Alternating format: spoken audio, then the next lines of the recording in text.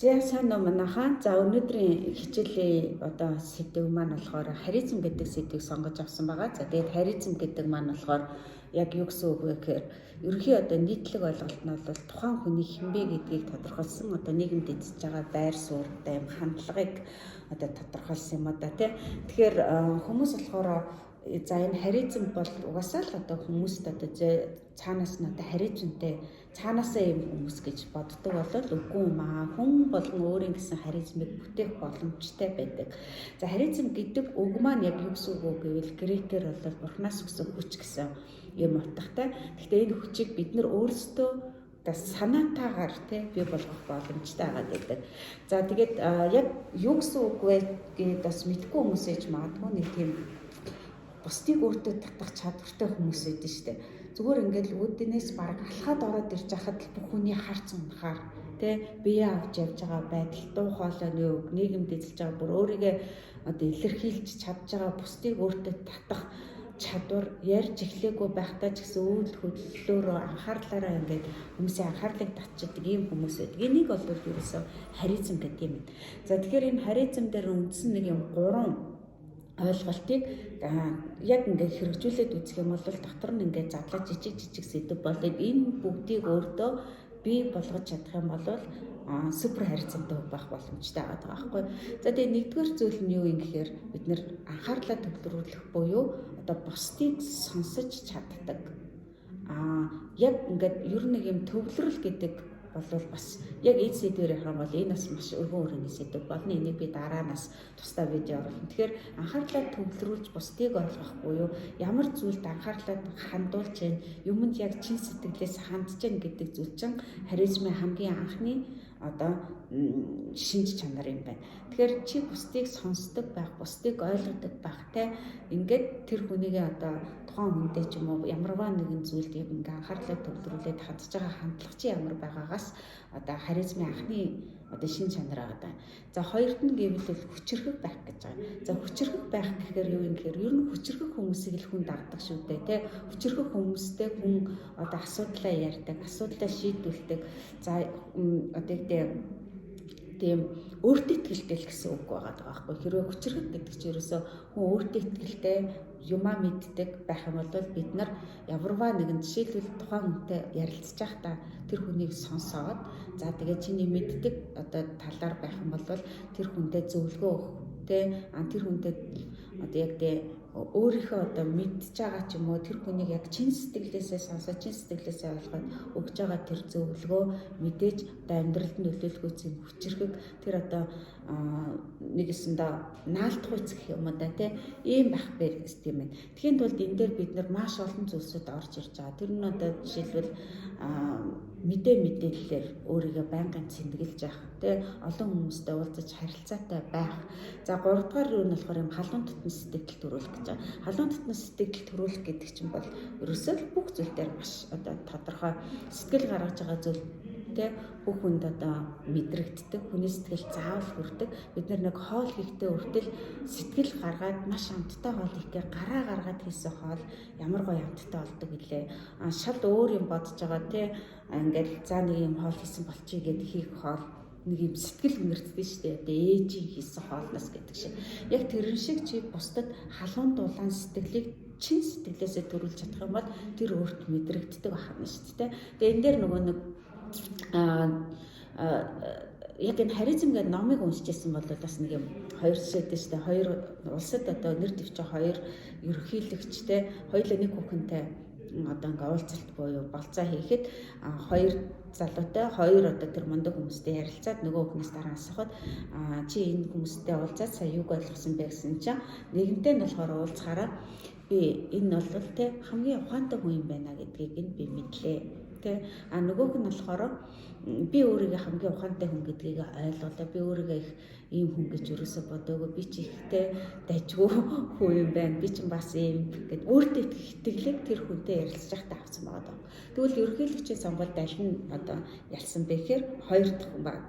Тэгэхээр ерөөсөө тухайн одоо нөгөө нөхцөл байдал дээр илүү ярихаас илүү бусдыг сонсоод чин сэтгэлээсээ тухайн хүнийг ер нь нөгөө яриулна гэдэг чинь одоо бусдыг ойлгох, тэр хүн чиний төлөө чиний өмнө сэтгэлээ нээж чадчихна гэдэг бол энэ бол чиний одоо маш гоё харилцаа байгаа байхгүй. Чи бусдад сонсох чадвар байна, бусдыг ойлгох чадвар байна те.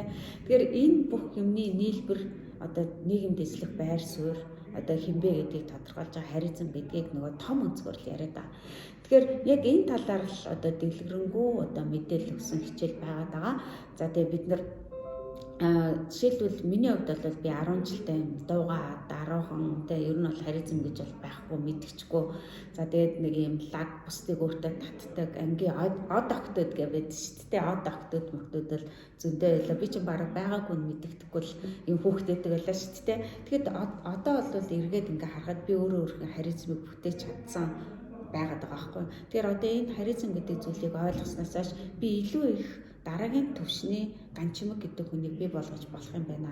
Дараагийн төвшин би илүү их судалж болох юм байна. Тэгэхээр энийг ингээд мэдээд аваад өөртөө хэрэгжүүлээд өөрийгөө дараагийн төвшинд гаргаж яана гэдэг бол энэ бол маш том даваа тал байгаа. Тэгэхээр өөрийгөө ер нь нэг юм үнэтэйгээ нүүр тулах хэрэгтэй байгаа. Зарим хүмүүс болохоор нүүр тулж чаддгүй. Бусад руу буруугаад чигчээд за би ийм болохоор л намайг гэсэн өөрийгөө өрөвдөд яваад байдаг хүн байдаг те. Тэгвэл яг үнэнгээс өөртөө нүүр тулаад өөрийнх нь тэр нөгөө харьцаагүй зантайгаа алалц гэдэг шиг те. Өөрийнх нь тэр таалагдахгүй байгаа ч юм уу энэ харизмлэг байж чадахгүй байгаа, сул дорой байгаа, өөртөө итгэлгүй байгаа энэ бүх зан чанаруудаа ухаж өөр дээрээ гаргаж ирээд энийг санаатаагаар бий болгох боломжтой байгаа даа.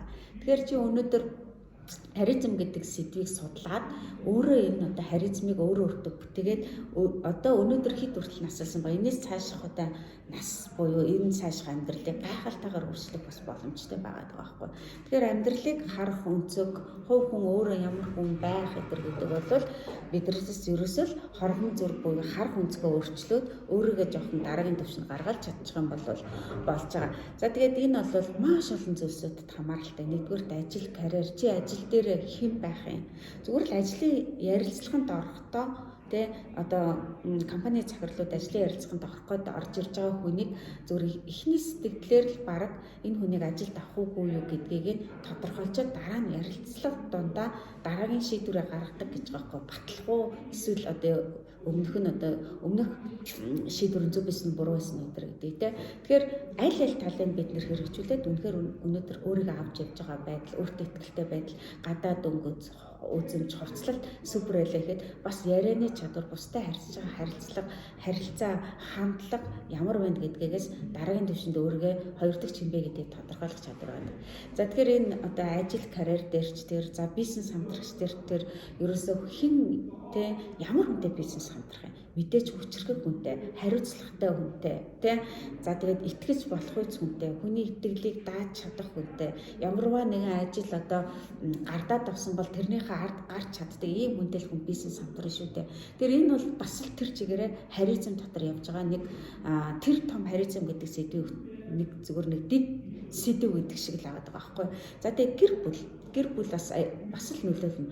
Өнөөдөр за ингээл хосуудын харилцаагч гэсэн ингээ харахаар ингээ хэсэг хугацаанд тустай байхдаа ч юм уу эсвэл ингээ салхаараа ч юм уу те тэр хүнгүүгээр байж чадахгүй юм шиг тийм мэдрэмж төрдөг. Энэ бол харизмтай хүн байгаа даахгүй. Чи тэр талаараа сэтгэлээр тэр бүх зүйлсээрээ тэр хүнийг өөртөө татаж чадсан. Тэр хүнгүүгээр чиний орон зай те чамгүйгээр тэр хүний амьдрал төсөөлөгдөхгүй буюу нэг юм орон зай хоосон юм шиг мэдрэмж төрдөг. Энэ бол бас л яг харизм байгаа даахгүй. Тэгэхээр ямар харизмтай хүн өнөөдөр те байхгүй хажуунаас нь холдоход нэг амьдралын тал алга болж байгаа юм шиг тийм одоо бий болох юм гэдгийг бас те энэ сэдвт орсон байгаа да. За тэгээд дараах нь болохоор найз нөхд хүртэл орж ирж байна те. Найз нөхөд гэхээр одоо тийм найз нөхдийн дунд нэг байхгүй бол өгүүлэгдэд байдаг найзууд байдаг шүү дээ те. Эсвэл байхгүй ч гэсэн нэг байхгүйг нь анзаарахгүй найз нөхөдч байдаг. Хамт олон дундч, ажлын хамт олон дундч, найз нөхдийн дундч. Тэгэхээр тэр ерөөсөө бүгдээрээ нийтлэг юу ихээр харизм л агаад. Харизмтай найз байгаад байгаа байхгүй. Бусдыг одоо өөрөөрөө дутаад чаддаг, байхгүй орон зайгаа өгүүлэгдэж чаддаг. Тэгэхээр яг энэ одоо амьдралын одоо дүрээр ярих юм бол ерөөсөө гол дүр их хүн байгаа. Гол дүр гэхээр юу юм гэхээр та хэд киноны гол дүрийг мэднэ шүү дээ. Гол дүрийг хинч орлох боломжгүй. Гол дүр эзэн л байна. Кино эхлэхээс ахуулаад дуусан туцтал бүх үзэгчдийн зүрх сэтгэлд хоногчдаг тэр дүр гол дүр байдаг. Яг энэ шиг чи өөрөө амьдралынхан гол дүр байх ёстой. Бүх асуудлыг өөрөө шийдэх чадвартай. Тэгэхээр бид нар асуудлыг ярихаар өөр өнцөг орж ирээд байгаа. Амьдрал бэрхшээл тулгарч штэ. Асуудал тулгарч штэ. Энэ бол бэрхшээл гэх.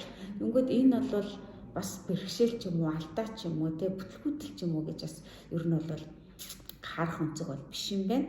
За бэрхшээлгүй амьдрал гэж аахгүй, алдаагүй амьдрал гэж аахгүй, харин ч алдаа бэрхшээл гарч ирэх тусам намайг илүү хүчрхэг нэгэн болгож байгаа юм байна. Түүнээс алдаа гаргаад ирэнгүүт алдчихлаа гэд тэр дор хэвтээд өгөх биш. Бэрхшээл тохиолдлоо болиё гэд тэр дор нь хаях биш. Бэрхшээлийг давдаг нэг нь байх хэрэгтэй, алдааг засдаг нэг нь ах хэрэгтэй. За энэ бол бас нэг юм өөр асар том сэдв байгаа. Дараагийн миний хичээлийн сэдвээр орж ирнэ. Тэгэхээр ерөөсөө л энэ амьдралд хандж байгаа хандлага, нийгэм эзэлж байгаа байр суурь чи өнөөдөр хинбэ хідэн хүнд нөлөөлж чадж байгаа юм. Хідэн хүнийг одоо амьдралыг өөрчлөхөд нь ч юм уу зарим хүмүүс нэг юм мэдхгүйгээрээ хүний амьдралыг өөрчилж идэг. Чиний нэг үг, чиний нэг нөлөөлөл. Эсвэл зарим нэг хүмүүс хин нэг хүнтэй ярилцж байхдаа нэг юм жижиг шийдвэр гаргаад тэр шийдвэрийг хийхэд өөрийнхөө амьдрал оронгороо өөрчлөгдөж байгаа. Тэгээд тэр хүнээс миний амьдралыг өөрчлөгдсөндөө ч гэдэг юм уу, надад туслахаар юм зөвлөгөө өгсөндөө ч гэдэг юм уу, мэдхгүйгээр хүмүүстэд нөлөөлөө явж идэг хүмүүс ч идэг, нөлөөлүүлээ явж идэг хүмүүс ч идэг. Тэгэхээр өнөөдрөөс эхлээд та хэд маань өөрөө би яг ямар харилцамтай хүй гэд бүгдийн сайхыг нөлж өчээд бүх давуу талаа нэг эндэлт нь бичиж. Тэгээ сул талуудаа энд нь бичиж. Тэгээ сул талыг засах боломж байдаг байхгүй. Тэгэхээр сул тал юм чи би энийг ингэж чадахгүй юм чи ингээл хайчдаг. Жишээлбэл одоо би хэл сурах надад цаг байхгүй, зав байхгүй. Би угаасаа чадахгүй хэлний авьяасгүй. Энэ хязгаарыг өөрийнхөө хязгаарыг өөрийнхөө тархинд жийл тогтоосон байдаг. Тэр хин чадахгүй гэж чамд хэлээд байгаа. Чи өөрөө л чадахгүй гэдэг хязгаар тавьчаад байгаа байхгүй. Тэгэхээр чадна гэд тэрийгэ давах буюу бэрхшээл ч юм уу ямар нэг асуудал гэж харж байгаа бол тэрийгэ шууд өөр дээрээ авчраад өмнөө дэлгэж тавьж агаад тэр асуудлыг шийдэх төвшөнд төлөвлөгөө гаргаад төлөвлөгөөнийхэн дагуу ажиллаж эхлэх юм бол чи дараагийн түвшний ганчмаг болж болно, батаа болж болно, долбоо болж болно. Тийм учраас харизм гэдэг зүйлийг өөртөө би өнөөдөр бүтээж болох юм байна. Тэгвэл би энэ харизмыг ийм харизмтай хүн болъё. Би амьдралынхан гол дүр бай. Би бусдад тусалдаг нэг нэ, би бусдад нөлөөлдөг нэг нэ, би бусдыг манлайлдаг нэг нэ. Гэж хүсэж байгаа бол харизмыг бүтээгээрээ энийг хүн болгон бүтээх боломжтой. Яг өнөөдрөөс эхлээд чи өөрөө өөрийнх нь дотоод тохиргоог гол дүр дээр л тавьчих. Амьдралынхан гол дүр дээр. Тэгээд тэрэндээ зориулсан төлөвлөгөөнүүдийг гаргаад төлөвлөгөөнийхэн дагуу зүтгэх хэрэгтэй байдаг. Тэгэхээр төлөвлөгөө хүсэл мөрөөдөлтэй хүмүүсийн амьдрал мэдээж зоригтой болж эхэлдэг. Зорилгын төлөө хөдөлмөрлж эхлэхээр хүн өөрөө дараагийн түвшинд буюу өөрчлөлтийг амьдралдаа бий болгож ирдэг шүү дээ. Тэгэхээр харизм гэдэг сэдвийн ерөнхий ойлголтыг өглөө. Тэгээд хичээлээс дэлгэрэнгүй мэдээллийг аавна бас олон гоё бодит жишээнүүд дээр тулгуурлаж ярихаар илүү та хэдэд маань хүрэх бахаа. За баяртай.